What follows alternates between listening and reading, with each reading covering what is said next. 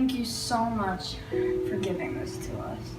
So can you show us a little bit like what you do on it, Dan? Sure. I play this video game called Ark Survival Evolved. Daniel Garcia Beech's mother, Theresa, the one behind the lens, knows that operating a camera smoothly is not her strength. You collect resources, make a house, you can even tame the dinosaurs. Playing video games and building Legos, that's what Daniel did well. Along with smiling and adoring his mother and his older sister, Sarah.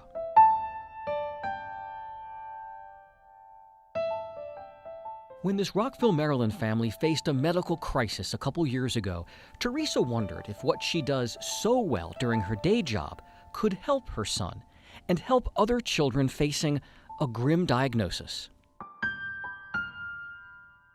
You know, I'm not the frilly mom. I'm not, you know, what many people think of as a mom. But I love my kids, and you know, what can I do? Dan was dying, and I couldn't change that. All I could do was use what I knew how to do to try to gain him some time.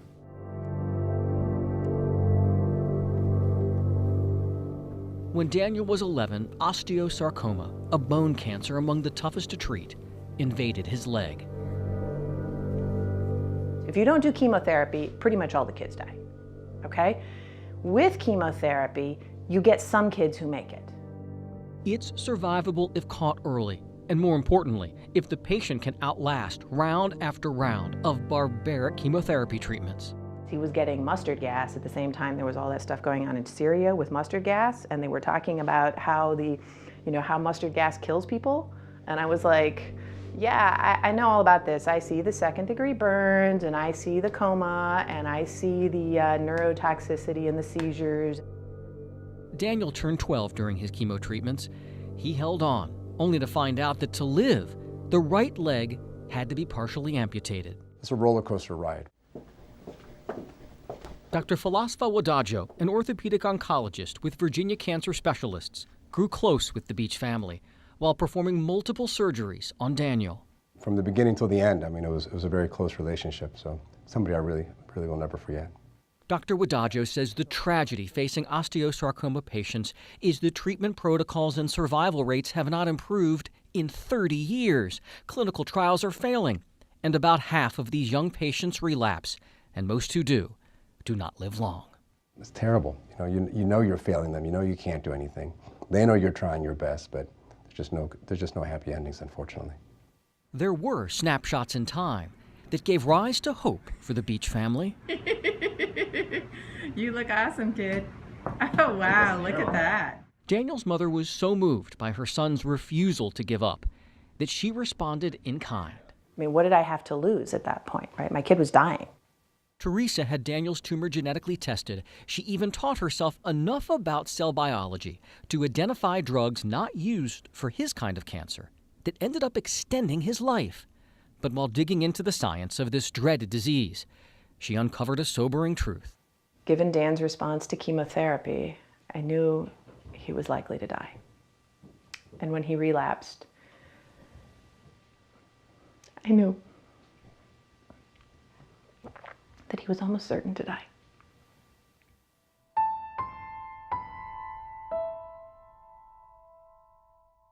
On August 28, 2016, long after his terminal diagnosis, Daniel Garcia Beech lost his valiant battle at the age of 13.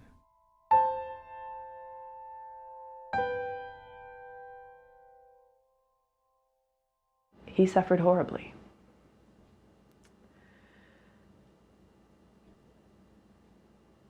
And he always used to tell me, look for the light, Mama. And he said to me, Mom, you got to keep doing this. You're part of the light. As it turned out, Theresa Beech was the light.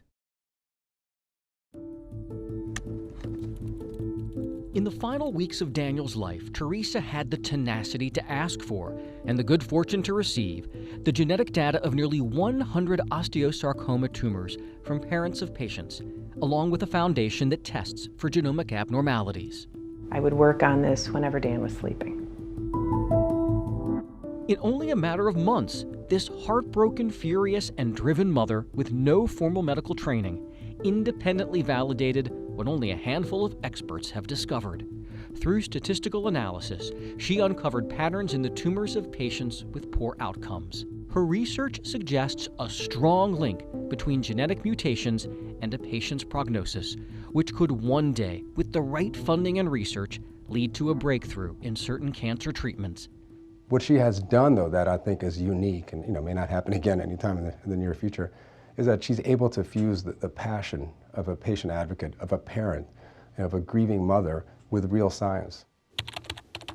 So what does this mother do for a living that has propelled her to this unlikely moment? I can't tell you about biology. I'm not a biologist, but if you give me data and you give me this sort of stuff, I can get you patterns, I can get you statistics, I can also try to figure out the big picture, because this is what I do. I do the design of space missions. That's right. Daniel's mother is a space engineer who just happens to be really good at solving complex problems.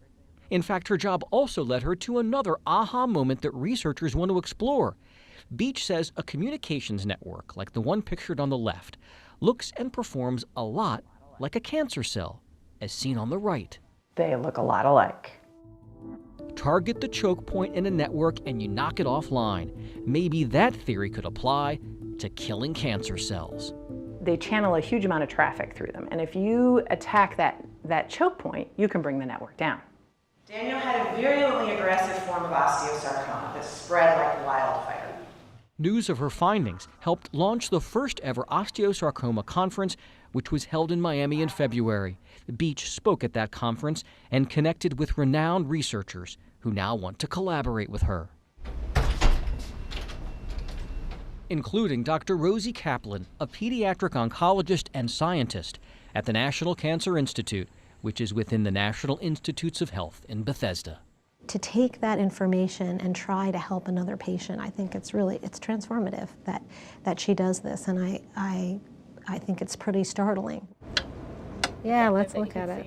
Dr. Kaplan is taking Beech's data and ideas and formulating clinical trials with the hope of one day creating tailored therapies that will improve and maybe save lives. And if that were to happen, I mean, that is the holy grail. That is why I do what I do all day, every day, because if we can make a difference for the patients that have the worst prognosis, the worst outcome, that can make you feel good. And I know it will make Theresa feel good, because it'll be for Daniel.